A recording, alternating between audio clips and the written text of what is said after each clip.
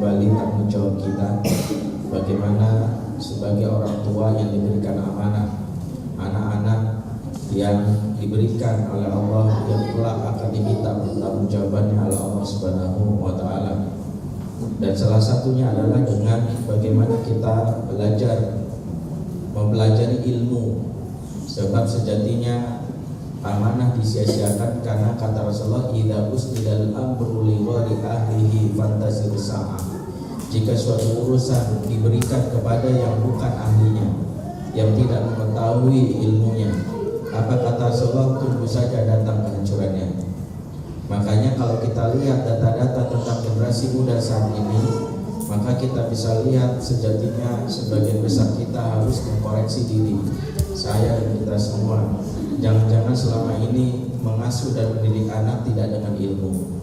Dan inilah malpraktek paling berbahaya di negeri ini, yaitu malpraktek dalam pengasuhan. Kalau dari sisi kedokteran malpraktek, resikonya nyawa pasien yang dari taruhannya, betul itu berbahaya. Kalau pilot melakukan malpraktek, ya, dia iseng-iseng bawa pesawat sebenarnya bukan pilot. Ya, dulunya mungkin mantan supir Metro Mini, gitu ya. Dia bawa pesawat, dia pikir kayak bawa Metro Mini, ya, penumpang udah di tengah jalan, karena maaf urusan. Apa yang terjadi? Ya resikonya nyawa penumpang menjadi taruhannya. Itu pilot, itu nggak dokter. Ya resikonya kelihatan. Nah, ketika orang tua tidak membekali diri dengan ilmu, maka kita sedang memperjuangkan atau sedang merencanakan kehancuran generasi masa depan. Dan inilah tanggung jawab yang harus kita pikirkan. Makanya kenapa hari ini kita belajar bagaimana mengingatkan kembali tanggung jawab orang tua, khususnya kepada anak-anaknya. Sebagaimana kita tahu bahwa bukan hanya anak yang punya hak terhadap bukan banyak ortu yang punya hak terhadap anaknya, tetapi anak juga punya hak. Di mana hak anak ini kelak akan diminta pertanggungjawaban oleh Allah Subhanahu wa taala. Inilah salah satu keadilan Islam. Ketika kita belajar menjadi orang tua, memang nasihatnya untuk orang tua. Sebagaimana sering saya urai, jadi kalau kita membahas tentang masalah orang tua, memang nanti seolah-olah kok anak itu kayaknya dimuliakan sekali. Seolah-olah kita orang tua salah mulu, karena babnya beda. Sebagaimana kalau kita bahas tentang anak, beda lagi babnya. Ketika kita bahas tentang orang tua, maka memang evaluasinya kepada orang tua. Orang tua yang harus belajar memperbaiki diri terus-terusan. Dimana jika ada muncul kesalahan anak, bisa jadi bermula dari kesalahan orang tua. Tapi beda jika dengan anak. Anak kalau ditanya bagaimana dengan orang tua yang berbuat salah, bagaimana jika orang tuamu dulu mengambil hak-hakmu, bagaimana jika orang tuamu tidak pernah memberikan sesuatu yang seharusnya diberikan saat kamu kecil? Jawabannya sederhana, bahwa setiap anak berbuat baik kepada orang tuanya bukan karena balas jasa. Bukan karena balas jasa, mama baik, aku baik. Mama yang pernah membuatkan susu, mama yang membuatkan nasi goreng meskipun asin, ya mama yang mengantarkan aku ke sekolah. Bukan begitu. Maka aku sayang mama. Ini biasanya diterima oleh para ibu di hari ibu. Ya mama yang begini-begini. Pertanyaannya, kalau mamanya nggak buatin nasi goreng, mamanya nggak ngantar sekolah, mamanya bahkan nggak menyusui, boleh durhaka? Tidak. Kenapa jawabannya? Karena wa qada rabbuka alla ta'budu illa iyyahu wa bil walidaini ihsana. Tuhanmu telah mewajibkan agar engkau menyembah hanya kepada Allah saja dan berbuat baik kepada kedua ibu bapakmu. Apa maksudnya? Bahwa dasar kita berbuat baik sama orang tua sebagai anak adalah tidak balas jasa, tetapi karena kewajiban. Jika ayah baik, aku akan berbuat baik. Jika ayah buruk, aku akan tetap berbuat baik. Kenapa? Karena ini kewajiban. Wa qada rabbuka. Ini nasihat untuk anak. Tapi kesempatan hari ini kita belajar nasihati diri sebagai orang tua. Sebab bisa jadi anak-anak yang durhaka kepada kita, anak-anak yang sejatinya berkhianat atau menunjukkan keburukan perilakunya, bisa jadi karena perilaku kita sebagai orang tua. Sebagaimana pepatah Arab mengatakan apa? Tazra'u taksudu, yang kamu tanam itu yang kamu tuai.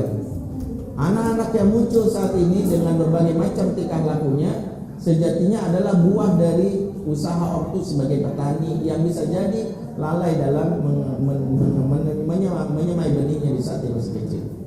Itulah kenapa di dalam kitab Tarbiyatul Aulad Islam diceritakan bagaimana asar yang sahih, dan juga dalam kitab Al-Tafsir Al-Qurtubi di sebuah kisah yang menjadi pelajaran buat para orang tua. Dijelaskan oleh dalam riwayat ini, ya ja'a rajulun ila amiril mukminin Umar bin Khattab radhiyallahu anhu. Datang seorang lelaki yang mengadukan, datang seorang lelaki kepada Umar bin Khattab. Jadi ada seorang ayah yang datang kepada Umar bin Khattab. Yashku ilaihi uquqa ibnahu. Dia datang mengadukan tentang kebandelan anaknya. Kemudian Umar pun memarahi si anak tersebut, wa annabahu. Ya, dia memarahi anak tersebut. Ya, kamu tuh durhaka ya. Bandel banget kamu, kira-kira begitu. Maka anak ini pun protes, ya. Wa qala al-ibnu, dia berkata kepada Umar, ya Amirul Mukminin, ya, alaysa lil waladi huququn ila abihi. Adakah hak seorang anak sama bapaknya? Nah, ini perhatikan, ternyata ditanya seorang anak ini cerdas dia, adakah hak anak sama bapaknya? Maka dijawab, bala, ada. Anak ini pun bertanya balik, fama ya Amirul Mukminin, apa saja hak anak sama bapaknya? Maka dia pun menjawab, Umar menjawab, pertama, ya, dikatakan anyantan kia ummahu, kamu berhak dipilihkan ibu yang baik. Wa an yuksina ismahu, kamu berhak mendapatkan nama yang baik. Yang ketiga, wa an yu'allimahul kitab, yakni Al-Qur'an, kamu berhak diajarkan Alkitab, dan yaitu Al-Qur'an. Maka anak ini pun langsung menjawab, ya Amirul Mukminin, innahu lam yaf'al syai'an min dzalik, sesungguhnya tidak satu pun yang ditunaikan oleh ayahku dari tiga hal tadi. Ya, dari yang disebutkan oleh Umar tentang hak anak tidak ditunaikan. Apa? Yang pertama, amma ummi fa innahu zanjatun kanat la majusi. Ibu saya itu seorang negro, ya, disebut zanjiyah, dan agamanya majusi. Disinilah pertama kali dia protes. Gimana saya bisa mengenal Allah, mengenal Islam, kalau selama ini saya sehari-hari berada di rumah seorang ibu yang justru mengenalkan api. Si bapak waktu nikah cuma berpikir yang penting cocok jadi istri saya. Dia lupa nikah itu sejatinya bukan sekadar mencari istri, tapi mencari ibu untuk anak-anaknya.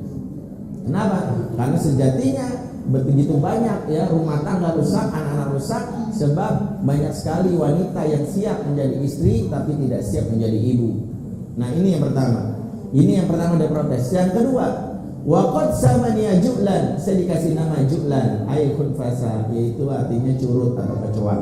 Ya, saya dikasih nama curut, ya, karena anak orang Arab jahiliyah kalau ngasih nama itu yang penting keren dan gampang diingat. Ya, jadi apa yang kira-kira lagi lewat, ada anjing lewat dikasih nama kalbi. Ya, ada keledai lewat dikasih nama himar. Pas lagi perang dikasih nama harbi. Ya. Dulu saya waktu di Mahat ada seorang syekh, ya, dia memperkenalkan diri, ya, namanya syekh, disebutlah namanya dan gelarnya Al-Kalbi. Kita bingung, Al-Kalbi, dia pun meluruskan. Kata dia, ini dari nasabnya saya, gelar ini sudah ada. Ya, jadi jangan salahkan, ya, karena memang turunannya kasih Al-Kalbi. Al-Kalbi itu arti anjing. Ya, jadi memang seperti itu, ya. Orang tua kadang-kadang memberi nama tidak memperhatikan faktor doa dan faktor keelokan. Dan ini hak anak. Kadang terkenal keren, dia dilihat keren, ya. Kasih nama anak Vina, nama panjang Vina Rijahan, nama Khalid, boleh, ya, keren sih keren, ya. Nama panjangnya ini nggak benar, ya. Jadi memang kasih nama harus bukan sekedar bahasa Arab tapi maknanya. Ya, nama kasih nama Abu Jahal kan nggak boleh. ya, Zaniyah itu bezina, jadi kasih nama anak Zaniyah. Dulu saya ingat waktu di Mahat, waktu masuk sebuah organisasi, adalah salah seorang akhwat memperkenalkan diri, ya. Ya, namanya siapa? Zurni Laila.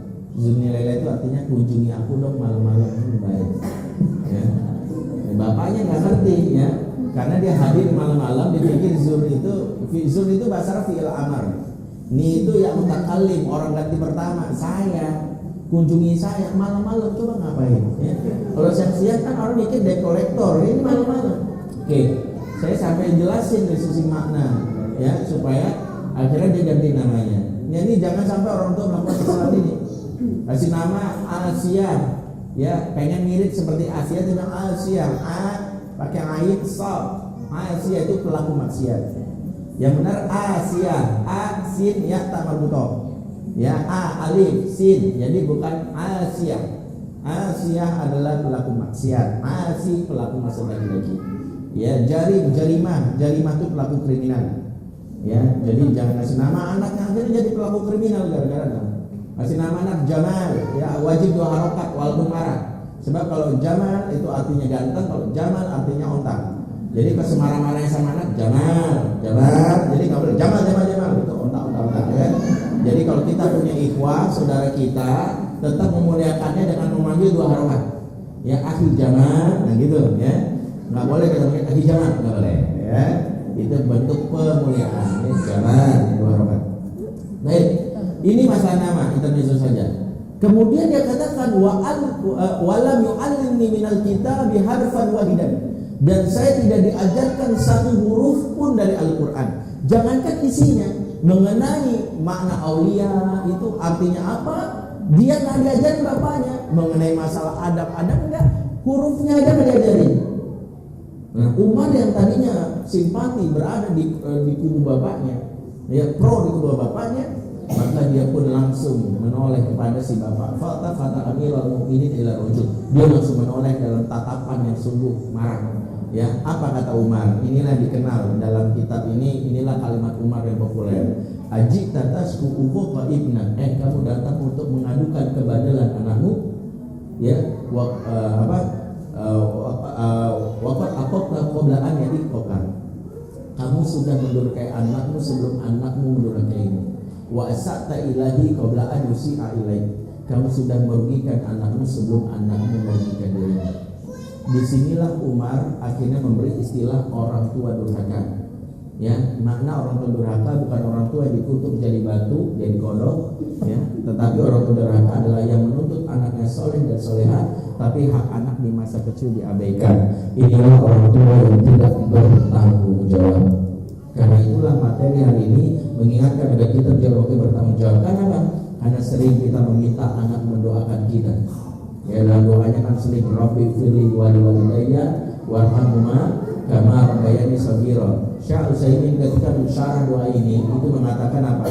Sebagaimana orang tua berharap didoakan oleh anaknya dengan kalimat Rabbi firli walidayya, maka penuhilah hak anak di sambungan doa tadi, yaitu apa? Kama rabbayani shaghira. Kenapa? Orang tua yang super sibuk sampai sering nitipin anaknya, lebih sering ke pembantu daripada dia. Hati-hati, ntar anak udah gede doanya beda. Rabbi firli wa li khadimati warhamna kama rabbani shaghira.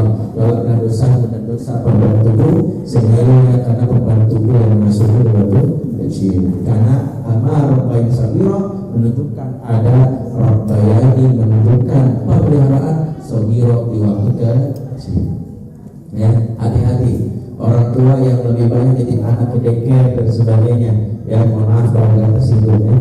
Habis ini nggak undang lagi beberapa ya. Oke.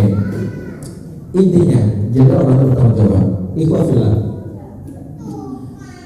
Kenapa kita jauh bertanggung jawab? Karena memang hidup ini intinya pertanggungjawaban. Karena hidup ini kelak beda dengan hewan. Hewan itu nggak ada pertanggungjawaban. Hidup sesukanya saja. Kambing yang tiba-tiba jalan, tiba-tiba melihat kambing betina langsung menghamilinya, itu nggak ada pertanggungjawaban. Nggak mungkin majikannya bilang tolong menikahi kambing anda, nggak bisa. Tetap aja kambingnya hidup sesuka hati. Kenapa? Karena dia tidak ada pertanggungjawaban. Seekor elang mengincar anak ayam, kemudian anak ayam itu dimati sebagainya. Apakah induk elang menuntut pertanggungjawaban? Tidak ada. Ya, dia melapor ke Kapol Bareskin, nggak ada. Ya, tidak ada. Seekor anak kucing yang atau misalnya seekor kucing memakan anak kandungnya sendiri, ya 5 ekor itu tersebut dimakan. Apakah muncul beritanya di TV One atau TV? Tidak ada. Kenapa? Hewan hidup tanpa pertanggungjawaban. Itulah hakikat dari hewan. Maka dengan kata lain, manusia yang lari dari pertanggungjawaban sejatinya merendahkan dirinya seperti hewan. Maka jangan menyepelekan masa pertanggungjawaban, karena Allah mengingatkan kullu nafsin bima kasabat rahina. Tiap-tiap diri bertanggung jawab atas apa yang dikerjakannya. Ayat ini memberitahu bahwa sebagai orang tua kita akan ditanya tentang apa yang kita lakukan, bukan apa hasilnya. Makanya Nuh alaihissalam tetap dipuji sebagai orang tua terbaik dalam Al-Quran. Innallaha astafa Adama wa Nuha wa ala Ibrahim wa ala Imran ala alamin. Sesungguhnya Allah telah memilih Adam, telah memilih Nuh. Perhatikan surah Al-Imran 33. Keluarga Ibrahim dan keluarga Imran atas segala umat. Bayangkan, Nuh tetap dipilih oleh Allah sebagai manusia terbaik. Padahal kalau dari sisi hasil gagal dia. Apa bukti kegagalannya? Loh, bayangkan anaknya kafir. Anaknya kafir kok bisa dipuji sama Allah? Disinilah kesalahan kita dalam pengasuhan. Kita fokus ke hasil, lupa ke proses. Kita berpikir yang penting hasilnya baik, Ustaz, dalam Islam yang penting prosesnya baik. Ya, karena yang dituntut kita wa qul imamu fa sarallahu malakum wa rasuluhu wal mu'minun. Katakanlah bekerja saja kamu, berproses saja kamu, Allah Rasul dan orang mukmin akan menilai. Jadi kita itu adalah prosesnya. Sebagai orang tua yang penting hasil, karena hasil itulah kadang-kadang mengabaikan proses ya. Anak bandel sedikit langsung belajar hipnotis, ya, tata mata saya. Dan itu yang ketiga, kamu ajari anak soleh 1, 2, yes, langsung selesai tugasnya. Selesai? Enggak. Ternyata Nuh tetap dipuji. Kenapa? Karena dia dalam mendakwai anaknya sampai datang kematian masih dakwahi. Bayangkan anaknya hampir tenggelam, dia banjir sudah muncul di mana-mana, bukan genangan, ya. Nggak ada genangan di zaman sekarang aja tuh. Ya, banjir itu, hampir saja muncul. Apa yang terjadi? Dia tarik anaknya sambil bilang, irka mana, air naik perahu air. Masih berusaha menarik anaknya. Dan inilah salah satu yang harus kita sadari, urusan pengasuhan batasnya adalah kematian. Jadi jangan berpikir Ustaz udah gede, Ustaz anak saya udah telat, ya udah 30 tahun, 40 tahun. Saya bilang tidak ada kata terlambat dalam pengasuhan. Terlambat itu hanya untuk datang bulan dan gajian. Nah, batas dari terlambat apa? Hatta ya'tiyakal yaqin, sampai datang kematian.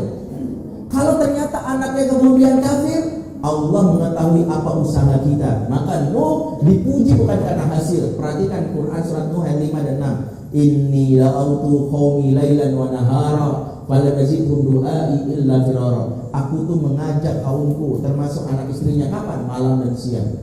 Malam dan siang diajak terus. Bukannya bertambah banyak, malah kabur. Gak ada satupun yang mendengar. Hanya 40. Dalam sebuah riwayat jelaskan umatnya Nabi Nuh 40, anak istrinya bahkan gak ikut.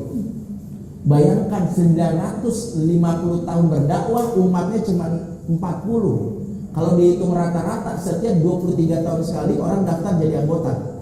Tuh bayangin ya, 23 tahun satu orang, ya Allah, bete banget. Ya, maka tapi Nabi Nuh apakah dianggap gagal atau tidak? Dia disebut Rasulullah Azmi, apakah karena hasil? Tidak. Kalau patokan hasil jadi rujukan kesuksesan, maka Habib Rizik lebih dulu masuk surga. Karena jamaahnya 7 juta. Ya, saya dulu ya, maaf saya 7 juta. Ya, Kiai Haji Said Akil Siraj, kemudian Ustaz Sohibul Iman, ya 8 jutaan. Masya Allah, lebih dulu masuk surga. Apakah dia bisa mengklaim lebih banyak, saya lebih masuk surga? Tidak. Nuh lebih dulu di antara kita semua, sebab prosesnya lebih utama. Inilah disebut orang tua ulul azmi. Orang tua ulul azmi yang dia tidak diutung dengan anaknya semuanya hafiz Quran, tetapi dia usaha dia membuat anak hafiz Quran. Sebab gimana? Anak saya hafiz Quran semua. Itu ibu ngapain? Enggak tahu juga, ustadznya yang ngajarin. Saya sih cuma terima hasilnya doang. Beda. Jangan mengklaim keberhasilan anak kalau usaha kita tidak ada. Sebagaimana bapaknya Ibrahim tidak bisa mengklaim bahwa Ibrahim jadi nabi karena saya. Anak saya nabi, kata Azan. Tuh, saya kurang apa? Bapaknya membuat patung. Dari sinilah kita luruskan dulu makna pengasuhan dalam Islam supaya kita jangan mentok di sisi hasil prosesnya. Anak ibu berapa hafal Quran? Alhamdulillah Ustaz. Gimana caranya? Nggak tahu. Saya taruh ke Ustaz di sebelah itu. Ya tiap hari lah gitu aja. Ibu mau rejang? Enggak. Pokoknya tanggung jawab Ustaz saya bayar mahal. Tuh saya bayar ke NF, tuh NF kan sekolah mahal, saya kasih. Masa anak saya bisa dihafal Quran? Jadi di subkontrak semua. Dia nggak melakukan apa-apa. Apakah orang tua yang disebut yang sukses? Tidak. Makanya di sini Al-Quran dia bertanggung jawab atas apa dikerjakannya. Kata rohina, berarti kan? Kata rohina dalam beberapa kitab tafsir artinya gadaian. Artinya gadaian. Rohina itu artinya gadai. Maka sebagai ulama menyimpulkan kullu nafsin yang tiap-tiap diri bertanya atas apa digadaikannya.